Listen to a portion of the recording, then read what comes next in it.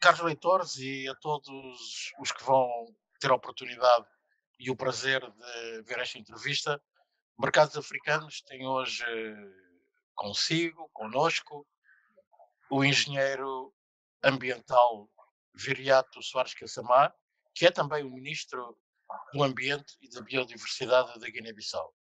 Tendo em conta que nós somos lidos em todos os PALOP, mas também no espaço da lusofonia, mas em outros países como os Estados Unidos, o Reino Unido, a França, o Luxemburgo. Engenheiro Viriato Cassamá, muito obrigado pela sua presença e começaria por lhe pedir se podia apresentar para que os nossos leitores saibam efetivamente com quem vamos ter a entrevista de hoje. Eu sou Viriato Luís Soares Cassamá, Ministro do Ambiente e Biodiversidade da Guiné-Bissau. Talvez algumas palavras mais, sei que é engenheiro ambiental. Sim, ok. Sou engenheiro do ambiente, licenciado pela Faculdade de Ciências e Tecnologia da Universidade Nova de Lisboa. Tenho um mestrado em Georrecursos pelo Instituto Superior Técnico e, neste momento, estou a tirar o doutoramento em Estudos Globais pela Universidade da Arte Portuguesa. Mas, independentemente disso, fiz várias formações a nível do ambiente, com ênfase nas alterações climáticas. Tive uma pós-graduação pela Universidade de Oxford, do Reino Unido, em 2013. Olha, muito obrigado e uma vez mais é um prazer tê-lo connosco em Mercados Africanos.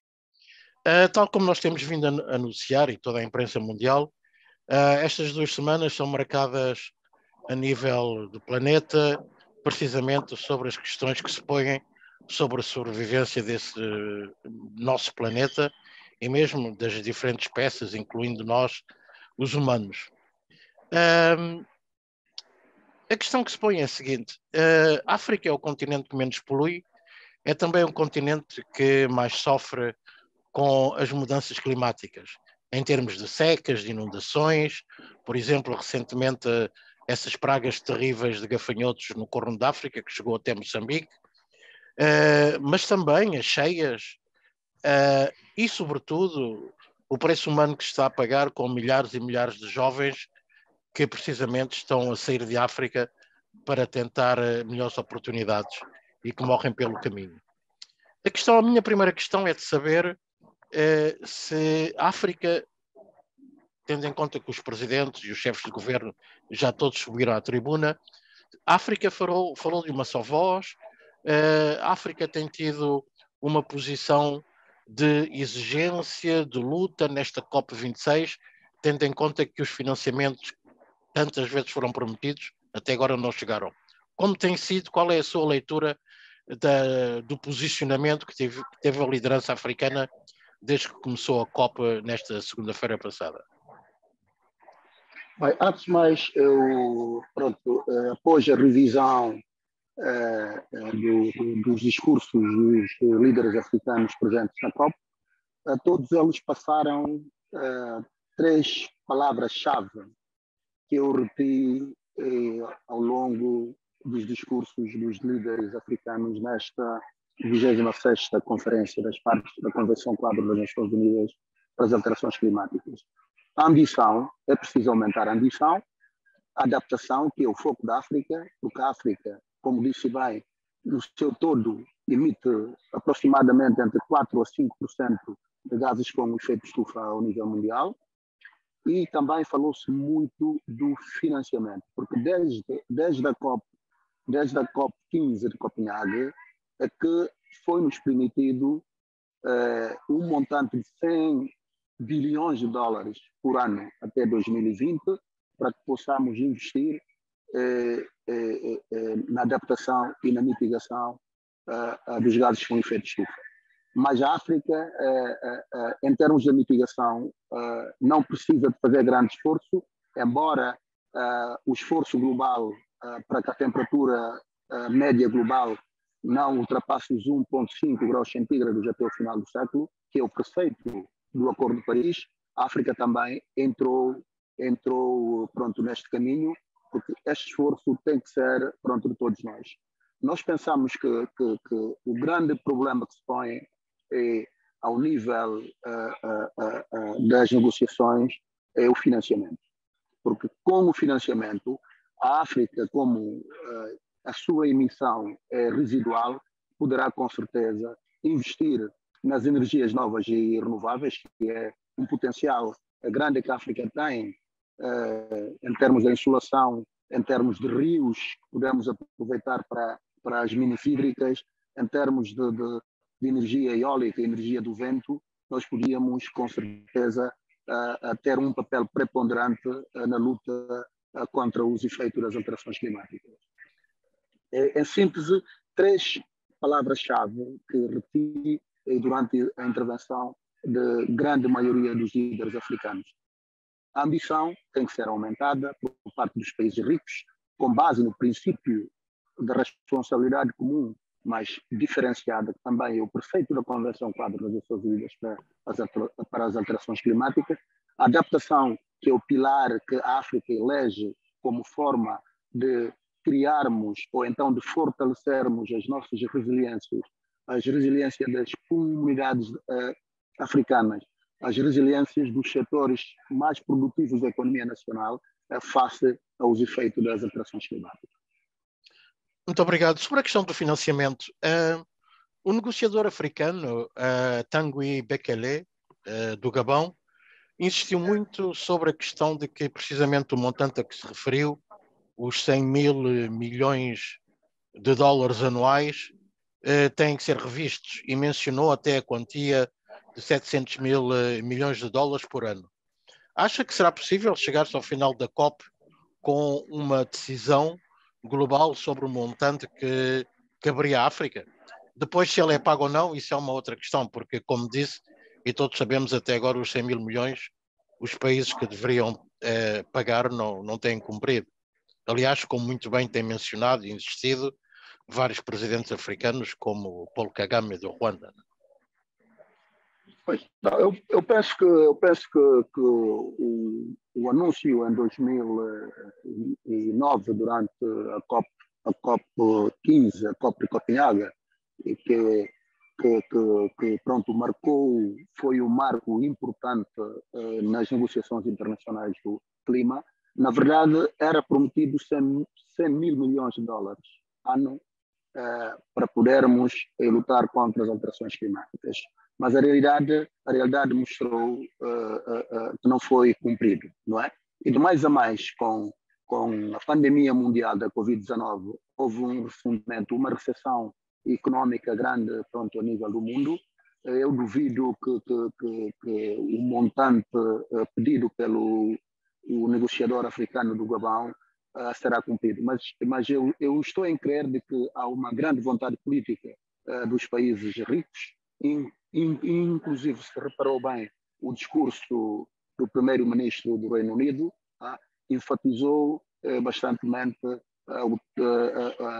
a disponibilização de meios financeiros para os países mais vulneráveis, os países mais propensos às inclemências do clima, para lutarem contra esses efeitos. Eu penso que temos que partir com base no princípio da solidariedade internacional e da subsidiariedade, porque é só assim que, na verdade, vamos poder conseguir travar os impactos ou então minimizar os impactos desses efeitos.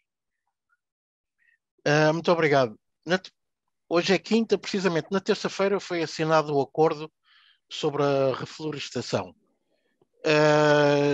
Se a memória não me falha, foram 100 países que assinaram, entre eles a Guiné-Bissau.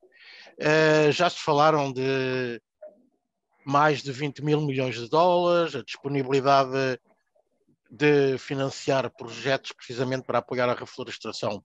Exatamente o que é esse acordo e quais seriam os benefícios para os países africanos, sobretudo países como a Guiné-Bissau, que continuam ainda a ter uma densidade florestal importante?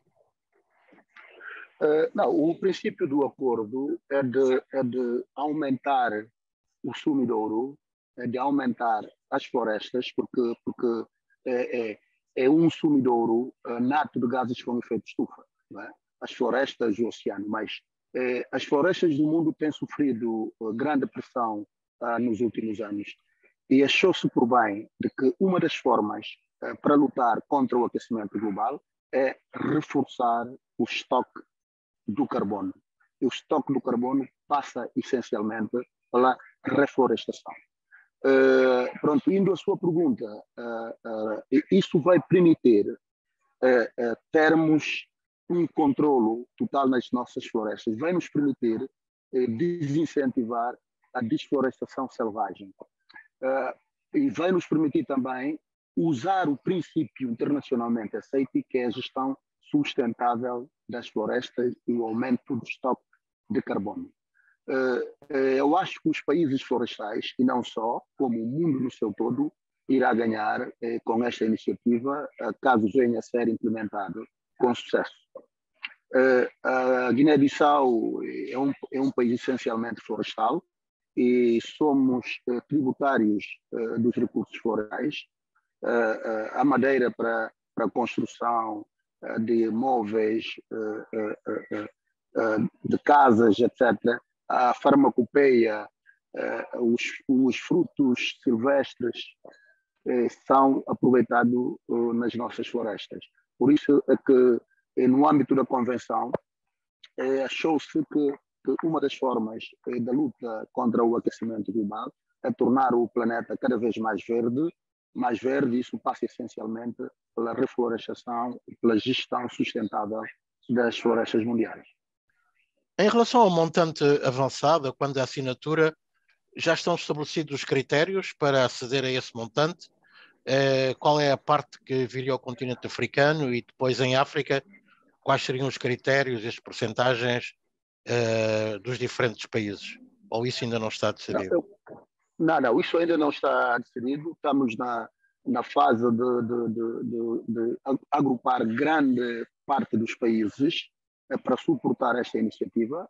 Felizmente, a Guiné-Bissau faz parte destes 100 países que assinou este acordo, e as modalidades de acesso e da implementação irão com certeza ser estabelecidas a curto prazo.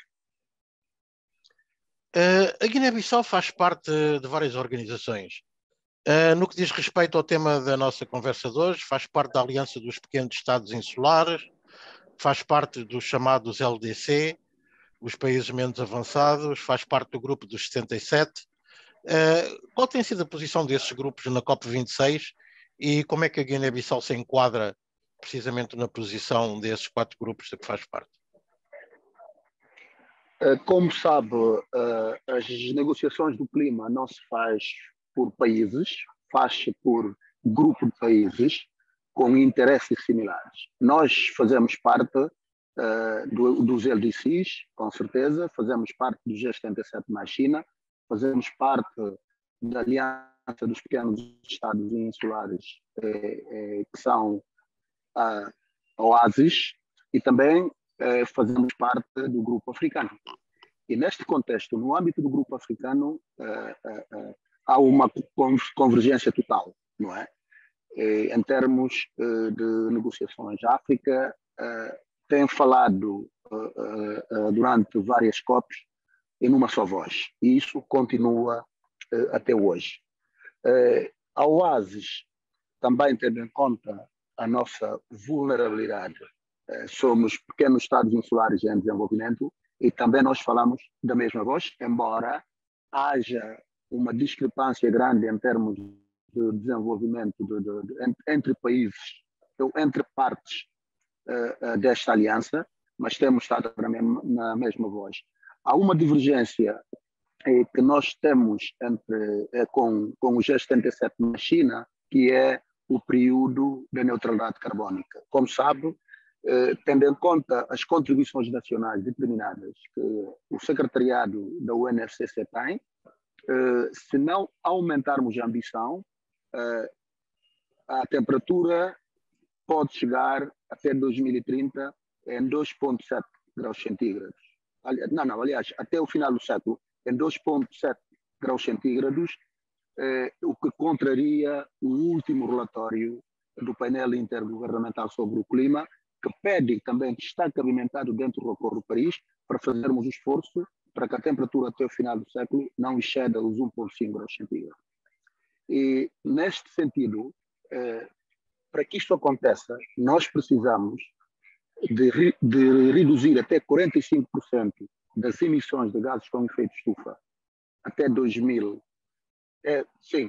2050, tendo como ano base 2010 e a partir de 2050 para termos a neutralidade carbónica. Mas no G77 mais China, os países com a economia de transição, tipo China, Brasil, que têm muitas fábricas, precisam de investir muito dinheiro para poderem ter as tecnologias end-of-pipe, as tecnologias de ponta pouco poluente, acharam que o período da neutralidade carbónica até 2050 é muito curto para eles.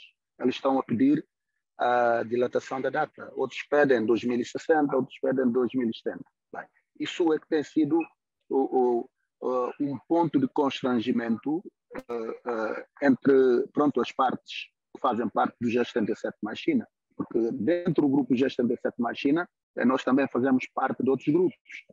No que diz respeito aos LDCs, os países africanos, o ponto de bloqueio, mas que nós achamos que até o final da COP vamos ultrapassar, é sobre o artigo 6º, que fala sobre mercado e não mercados de carbono. Não é? Porque há um princípio que nós não queremos que fique dentro do artigo, que tem que ser muito, muito bem claro, que é o double accounting, a contagem dupla.